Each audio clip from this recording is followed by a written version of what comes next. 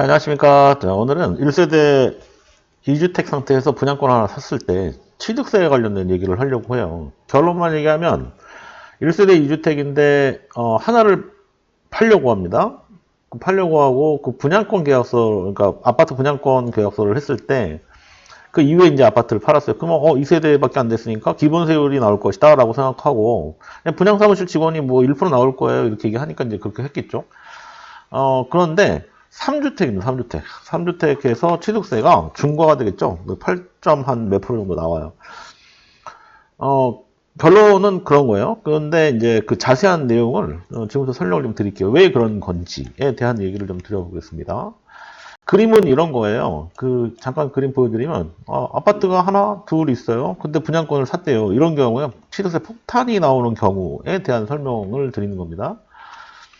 그림을 자세하게 좀 설명을 드리면 이런 거예요. 자, 2010년도에 아파트를 매수를 하셨고, 이거 실제 상담 사례입니다. 저희 부동산에 오셔가지고 상담을 했는데 굉장히 당황스러워 하시는 그런 내용이었습니다. 자, 2010년도에 아파트 매수를 하셨고, 그 다음에 거주주택이요. 실제 살았습니다, 여기는. 그 다음에 2018년도에 매수를 했고, 그때 매수가가 3억이었었는데, 시세가 현재 시세, 2024년도 현재 12월 달 기준으로 시세가 6억 5천이더라고요. 자, 그리고 2023년, 작년에 23년도에 아파트 분양권 계약을 했는데 이게 6억 1천이었어요, 6억 1천. 그리고 여기 그림 보시면 2026년도에 입주 예정이다. 이때 등기 치겠다. 뭐 이런 얘기잖아요. 등기를 쳐서 이때 들어간다는 얘기예요. 그런데 2024년도에 아파트를 팔았는데 첫 번째 아파트를 판 거네요. 그쵸? 한 14년 만에 팔았어요. 양도 차익이 1,000만 원 나왔습니다. 양도세 있을까요? 예. 양도세 있습니다. 있지만 양도 차익이 크지 않기 때문에 이거는 기본적으로 세금이 그렇게 많지 않을 거예요. 한번 볼까요? 이게 실제 얼마나 되는지? 양도세를 한번 보겠습니다. 2주택으로 보시면 돼요. 이거는 잘 모르겠어요. 실제로 얼마 얘기를 했는지 정확하게는 잘 모르는데 한 4억 정도로 보고 이게 14년 정도 됐다고 할게요. 2주택 상태에서 자, 이분이 1,000만 원 양도 차익이 있다고 그랬어요. 4억 1천에 팔았다고 가정할게요. 자, 세금 이거 뭐 한 500 들어갔다고 가정하겠습니다. 자, 비조정 대상이었는데 조정 대상으로 하고 비조정이겠죠? 계산하기 이렇게 하면 세금이 거의 없죠. 예, 그럴 수밖에 없어요. 왜냐면 이제 기본공제 받고 뭐 과세 표준이 110만 원 안에 들어가서 6%밖에 기본 세율이기 때문에 세금이 거의 없는 거예요. 이렇게 봤을 때 한 7만 몇천 원 정도 세금 나가죠. 사실 의미가 없죠. 자, 그런데 중요한 건 지금 요거입니다. 요거랑 요게 중요한 건데 이거 두 개 살아있죠. 요거 3억 원이고 현시세 6억 5천이고 그럼 요거는 이제 어쨌든 비과세를 받으려면 맨 끝에 제가 설명드릴게요. 왜 비과세를 받을 수 있는지에 대한 부분은 어떻게 비과세를 받아야 되는지에 대한 부분을 설명을 드리고 자, 요거는 2023년도 분양권 계약을 했다 그러면 왜 이게 주택수에 들어가는지에 대한 부분을 좀 설명을 드리면 요거는 간단하죠. 지방세법에 주택수 산정 기준, 주택수 산정 방법 안에 주택 분양권이라는 거는 이렇게 돼 있죠. 주택 분양권이라고 하는 부분이 기본적으로 주택수에 들어간다 이렇게 보시면 될 것 같네요. 자, 그런데 중요한 게 이겁니다. 요거를 잠깐 보여드리면 부동산 거래 신고등에 관한 법률이라는 게 있는데 이 안에 부동산에 대한 공급계약 이게 이제 소위 분양권이에요. 주택을 공급받는 자로 선정된 지위를 주택 분양권이라고 하고 해당 주택 분양권을 소유하는 주택세 가산한다 이렇게 돼 있잖아요. 이런 경우에 주택 분양권에 의해서 취득하는 주택의 경우에는 주택 분양권의 취득일 취득일이라는 게 분양 사업자로부터 주택 분양권을 취득하는 경우에 주택 계약이잖아요. 계약일. 분양 계약일을 기준으로 한다 이렇게 보시면 돼요. 그때 주택수 산정한다 이렇게 보시면 되는데 처음에 그림에 보시면 요 날짜 2023년도 어느 시점에 이 분양 계약을 했을 거 아닙니까? 그러면 그러니까 소위 등기하는 시점에 주택수를 산정하는 게 아니라 2023년도 기준에 이 주택수 산정을 하는 거예요. 그러면 하나, 둘, 세 개가 있었던 거잖아요. 그럼 결국은 3주택이 맞습니다. 결국은 요거 2026년도 입주할 때 등기를 하면 등기하면서 소유권 이전 등기 서류 받으면서 이제 주택이 포함된다라고 생각하시면 안 돼요. 왜냐하면 주택 분양권이니까. 그래서 요거 지금 2010년도, 18년도, 그 다음에 23년도 주택 분양 3개가 되는 거예요. 그래서 결론은 3년 있다가 입주하는 시점에 그 집이 두 채니까, 왜냐면 23년도에 팔았으니까 두 채니까 나는 2주택 아니냐, 그러니까 기본세율만 내겠다? 아니에요.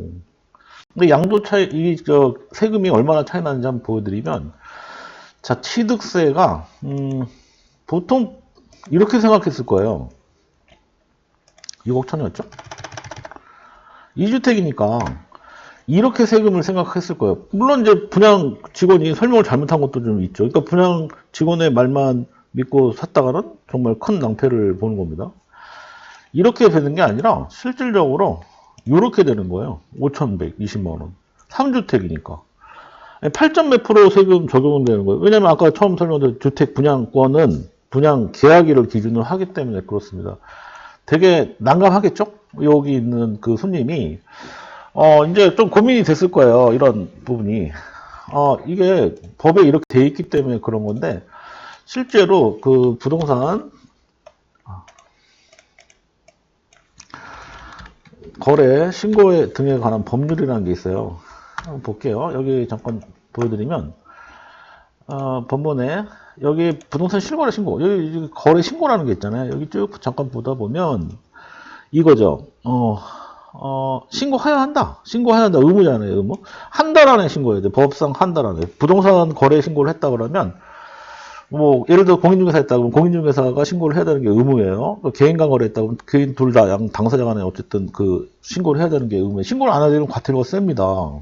자, 그래서 여기 보시면 항목에 해당하는 매매 계약, 지위의 매매 계약은 두 가지가 있는데 그 분양권하고 입주권이 있어요. 근데 여기 첫 번째 가에 해당하는 부동산을 공급받기로 한 선정된 지위, 이 선정된 지위라는 게 이제 소위 분양권을 의미해요. 그러니까 요거는 위에 보면 신고해야 한다라고 돼 있잖아요. 그러니까 신고를 그때 하는 거예요. 그럼 정부는 2023년도 아까 얘기했던 2023년도 그 시점에 정부에서는 이 아파트가 공급계약이 계약이 체결됐구나. 그러면 취득세는 이제 그 소위 그 시점에 취득하는 그 계약하는 시점에 주택수를 산정하기 때문에 그때 3주택이었잖아요. 그러면 소위 3주택에 해당되는 금액으로 이제 세금을 내야 되는 상황이 되는 거예요. 굉장히 난감하죠.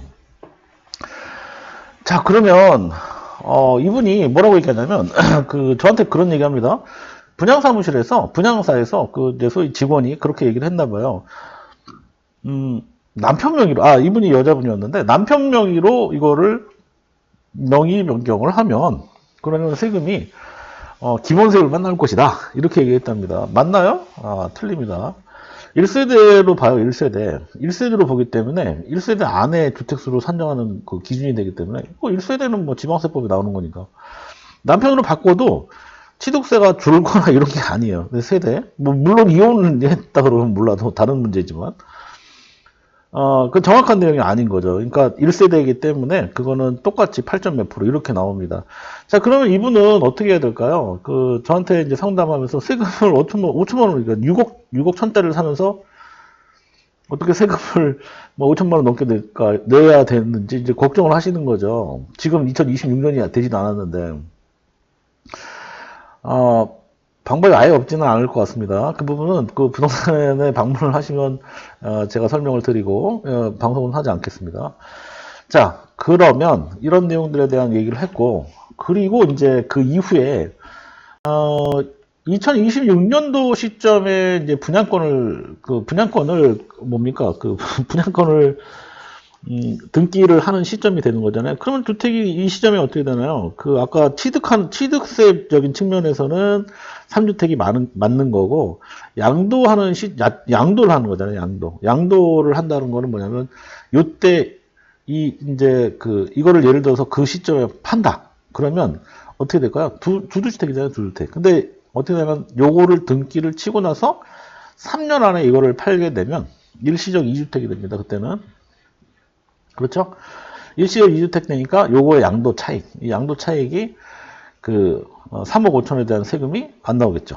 이게 중요한 겁니다. 그러니까 집을 사고 팔고 할 때 이런 어떤 비과세 대상이 되냐 안 되냐는 걸 정확하게 알고 난 다음에 사고 팔고 어느 시점에 사고 팔고 하는지 이런 것들이 좀 중요해요. 예, 그래서 이제 지금 제가 말씀드리는 거 지금 일시적 2주택에 대한 그 부분은 어디 나오냐면, 지방세법 시행령에 나왔던 것 같은데, 정확하게 기억이 안 나네요. 소득세법에 나온 것 같기도 하고. 하도 많이 저기가 있으니까. 여기 나오네요. 일시적 2주택. 일시적 2주택에 대한 내용 나오는데, 여기 3년, 맞죠? 3년 안에 판다. 그러면 이제 그거, 주택 뺀다. 이렇게 보시면 될 것 같고. 네, 그렇게 됐습니다. 이 정도로만 하면 될 것 같아요. 추가적으로 궁금하신 내용 있으면 댓글 남겨주십시오. 댓글, 가끔 올라와요. 답변 제가 드리거든요. 근데 그 댓글 이렇게 올리실 때 보면 그 상황들을 좀 정확하게 내용을 설명을 해 주셔야 돼요. 왜냐면 그 질문하신 분 기준으로만 이렇게 쓰다 보면 이게 좀 제가 이해가 안 되는 경우가 좀 많거든요. 그러면은 설명하기도 되게 어려워요. 그리고 대부분 질문하신 내용이 세금 나올까요? 안 나올까요? 이런 것도 되게 많거든요. 그러면은 그 내용을 정확하게 알기 위해서는 어느 시점에 얼마에 주고 샀고 얼마에 팔았고 이런 것들 부동산 세금에 관련된 그 조언을 드리는 거기 때문에 그 부분에 대한 정확한 어느 지역의 아파트다 이런 건 필요 없어요. 근데 얼마에 샀고 이런 거 조합원을 샀는지 아니면은 분양권 샀는지 이런 정도 그런 정도까지도 좀 설명을 해주시면 제가 답변을 좀 정확하게 드리도록 하겠습니다. 그리고 9월 달부터 지금까지 좀 방송을 많이 못했는데 되게 시간이 없었어요. 뭐냐면 제가 지금 저희가 이제 부동산을 하지만 부동산은 단순한 그냥 중개계약만 하는 게 아니에요. 중개계약 플러스 이제 소위 들어가는 내용들이 되게 많은 게 여러 가지 오시면 여러 가지 설명을 좀 드리고 하긴 하지만 지금 같은 경우는 토지 같은 것도 좀 진행을 하고 있어가지고 토지는 사서 토지로 해야 될 게 되게 많잖아요. 건물을 짓는다든지 이런 렌트를 하다든지 하여튼 되게 많잖아요. 그러면 그거에 따라서 이제 법이 굉장히 좀 다양하게 나와요. 이제 그런 부분들을 이제 설명드리고 이제 그런 건데 최근에 했던 거는 토지를 계약을 하면서 이제 건물을 짓는데 그 건물을 지면 그냥 단순히 가도면 설계 이렇게 받아가지고 이렇게 계약하고 도급 계약하고 이렇게 올라가는 이런 단순한 작업하는 게 아니라 내용들이 되게 많이 복잡한 그런 과정들이 있는데 그거는 제가 한번 한 1월이나 한 2월 정도에 한번 자세한 내용들은 어떤 법이 적용되고 어떤 것들이 필요한 거 이런 것들에 대한 내용들을 한번 제가 방송을 할 기회가 있으면 한번 해보도록 할게요. 소위 건물주가 되기 위해서 법을 좀 알아야 된다. 이런 내용인데 그런 내용으로 한번 제가 설명을 방송을 한번 할 기회가 있었으면 좋겠네요. 오늘 여기까지 하고 댓글 많이 남겨주세요. 고맙습니다.